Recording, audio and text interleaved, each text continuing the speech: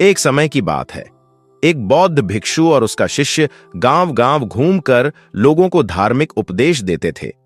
एक बार किसी गांव में धार्मिक उपदेश देकर वे वहीं से लौट आएंगे, तभी जोरों की बारिश होने लगी। वे काफी समय से इंतजार कर रहे थे, लेकिन बारिश नहीं रुकती। इसके बाद उन्होंने इस गांव में उसके लिए एक छोटी सी कुटिया बनाने और अगले कुछ हफ्तों तक इसी गांव में रहने का फैसला किया। फिर उन्होंने गांव के बाहर एक छोटी सी कुटिया बनाई और वहीं रहने लगे। लोगों को इस भिक्षु के मुंह से महात्मा बुद्ध के उपदेश सुनना बहुत पसंद था, इसीलिए गांव के कई लोग उनके उपदेश सुनने के लिए प्रतिदिन उनके पास आते थे। गांव के लोग बौद्ध भिक्षु का बहुत सम्मान करते थे। उन्होंने उसके खाने पीने की व्यवस्था भी की। साथ ही कई ग्रामीण सलाह सुनकर कई तरह के उपहार देते थे। इस तरह बौद्ध भिक्षु और उनके शिष्य लंबे समय तक गांव में रहे। फिर एक दिन अचानक भिक्षु ने अपने शिष्य से कहा, हम काफी समय से गांव में हैं, हमें यहां से जाना होगा। टॉप ने यह सुनकर कहा, लेकिन क्यों गुरुदेव? हम यहां बहुत अच्छे हैं, यहां लोग बहुत अच्छे हैं, वे हमें बहुत सम्मान और उपहार भी देते हैं। अगर हम यहां कुछ दिन और रुकें तो देखेंगे कि दिक्कत कहां है, और उस समय तक हमारे पास बहुत सारा दान, उपहार और उपहार होंगे। शीर्ष के मुख से ये सभी शब्द सुनने के बाद गुरुदेव कहते, नहीं हैं, हम अब यहां नहीं रह सकते। हम यहां पहले ही बहुत अधिक समय बिता चुके हैं और हम इतना पैसा और उपहार इकट्ठा करेंगे या क्या? ये सब बातें हम जैसे भिक्षुओं के लिए किसी काम की नहीं है और उनसे इतना जुड़ना हमारे लिए अच्छा नहीं है। हम त्याग के रास्ते पर निकल पड़े हैं, तो हम इस पैसे का क्या करेंगे? गुरु ने शिष्य की आंखों में देखा और कहा, हम आज ही यहां से चले जाएंगे और हमें जो भी उपहार मिले हैं उन्हें यहीं छोड़ दो और मेरे साथ खाली हाथ जाओ। शीर्षा अपने सभी उपहार अपने साथ ले जाना चाहता था, लेकिन वह अपने गुरु की आज्ञा का उल्लंघन नहीं कर सकता था। इसलिए उसने गुरु को बिना बताए कुछ चांदी के सिक्के छोड़ दिए। बंधा हुआ गांव में उसके कपड़े। कुछ दूर जाने के बाद उनकी सड़क पर एक नदी गिर गई। फिर उन्हें उस गांव तक पहुंचने के लिए इस नदी को पार करना होगा जहां वे धर्म का प्रचार करने जाएंगे। जब वे नदी के किनारे पहुंचते हैं तो उन्हें एक नाविक दिखाई देता है। उसने उन दोनों को देखकर उनसे कहा, मैं तुम्हें बाहर निकाल सकता हूं। दरअसल मैं लोगों को नदी पार कराने के लिए 2 चांदी के सिक्के लेता हूं।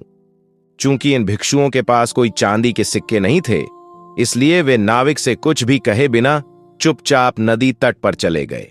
हालांकि कुछ चांदी के सिक्के से अलग रखे गए थे, लेकिन वह उनका पता नहीं लगा पाता, क्योंकि उसे डर था कि अगर उसे यह बात पता चली तो गुरुदेव बहुत क्रोधित होंगे।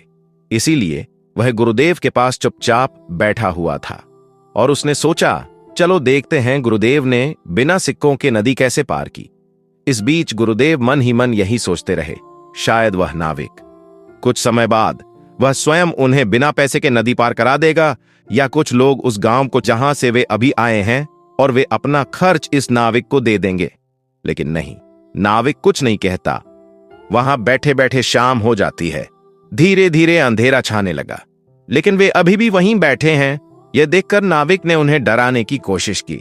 उसने कहा, महात्मा, रात आने वाली है और यहां रात में रुकना आपके लिए बेहद डरावना हो सकता है, क्योंकि इस नदी में रात के समय सभी जंगली जानवर पानी पीने आते हैं। इसीलिए जहां से आए हो वहीं वापस जाओ, या मुझे पैसे दो और इस नदी को पार करो, और थोड़ी देर बाद मैं भी घर चला जाऊंगा। शिष्य जब भी नाविक के मुंह से डर की बात सुनता है तो डर जाता है। उसने तुरंत अपने पर्स से 2 चांदी के सिक्के निकाले और नाविक को देते हुए कहा, जितनी जल्दी हो सके हमें नदी पार करा दो। तो फिर तुम ये चांदी के सिक्के क्यों लाए?